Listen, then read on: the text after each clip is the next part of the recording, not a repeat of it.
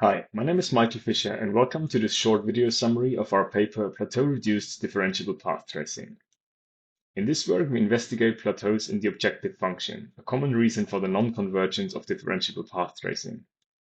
A plateau is a region of zero gradient in the objective, where simple gradient descent is likely to get stuck and the optimization will not converge.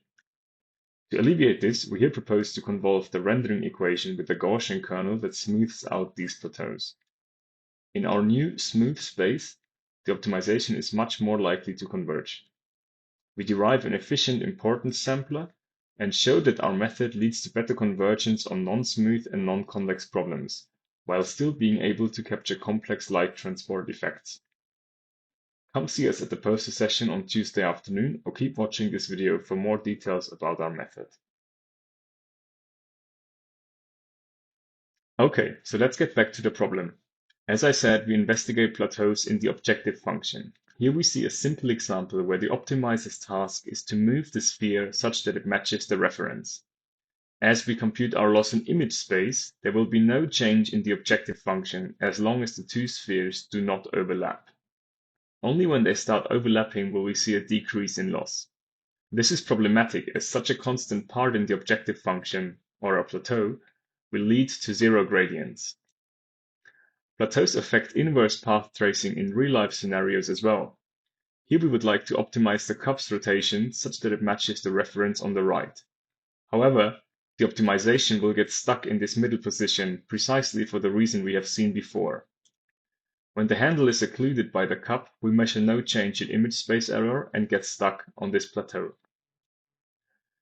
To solve this problem, we take inspiration from differentiable rasterization, where discontinuities are often smoothed via smooth approximations. However, rasterization lacks important light transport effects, such as caustics or reflections, as it only solves a simplified version of the rendering equation. In order to keep the full plethora of light transport, we therefore apply a similar concept to path tracing by introducing a novel formulation of the rendering equation, which is displayed here. On the left, we have an image, or a set of pixels, P, which is the result of integrating our scene function, F, with the current parameter, theta, across all possible light paths in the scene. Our algorithm now convolves the rendering equation with a smoothing kernel, such as a Gaussian. This leads to this double integral, where we first integrate over the parameter space, and for each parameter then solve the rendering equation. As a quick overview, here's a visualization of the convolution operation. In the top row, we have our two components. On the left is a function full of plateaus, for instance our rendering loss, and on the right our Gaussian smoothing kernel. We can then calculate the continuous convolution of these two functions by sliding one over the other. The result then is a smoothed version of the once non-differentiable rendering loss that we can now use in our optimization. Back to our integrals, we now contract our new smooth double integral into a single integral over the light cross parameter space. As these integrals do not have a closed form analytical solution, we have to resort to Monte Carlo estimation to estimate them. In inverse rendering, we are interested in the gradient of this expression, and due to the commutativity of the convolution operator, we can formulate two estimators of this gradient. One for having a differentiable renderer, like Mitsuba, and one for having a differentiable kernel and any renderer, which we will show in the following. But first we need to think about how we would sample our Monte Carlo estimator. The simplest way would be to sample uniformly across the parameter space. However, this will introduce substantial variance as the uniform distribution does not align well with the integrand we want to estimate, which is the gradient of this Gaussian function here in green. So ideally, we would be able to importance sample exactly this function. To do so, we employ a technique called positivization and sample proportional to the absolute value of the integrand. As the Gaussian kernel has a closed form PDF, we can calculate its CDF and convert it to compute our importance sampler. We also use antithetic sampling to reduce the variance even further. We now have an efficient low variance estimator of our convoluted rendering equation. But what does that mean? Here we visualize the new smooth rendering equation. As we can see, blurring in parameter space only affects the parts of the image that are affected by the optimization parameter, like the cup's rotation, which now smoothly influences pixels everywhere in the image.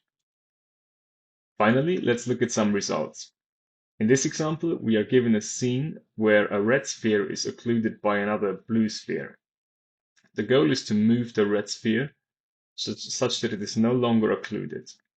A rigid inverse path tracer does not operate in smooth space and hence cannot see through the blue occluded sphere, which is why it gets stuck on the plateau. Our method manages to solve the task correctly.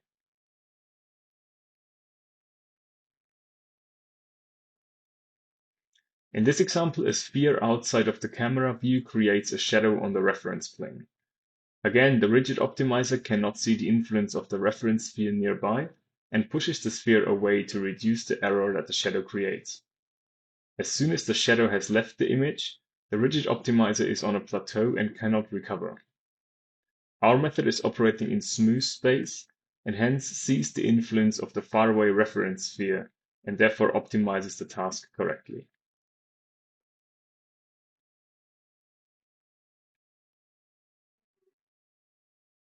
For more results, please confer the paper and the project page, where you can also find an interactive demo of our algorithm and the source code. In conclusion, we have presented a new version of the rendering equation that is convoluted with a Gaussian kernel. This leads to reduced plateaus in the objective landscape and better convergence in inverse rendering tasks. As our method uses path tracing, we retain the ability to model complex light phenomena like caustics and global illumination. Moreover, we support black box renderers and can achieve higher efficiency as traditional rigid path tracers, as we do not necessarily need to compute the entire backward path. Lastly, I would like to thank Meta Reality Labs for sponsoring this research and the viewers for their attention during this short video. If you would like to read more about this project, please visit the project page on the right, and if you have any more questions, feel free to talk to me at the conference or reach out via email. Thank you.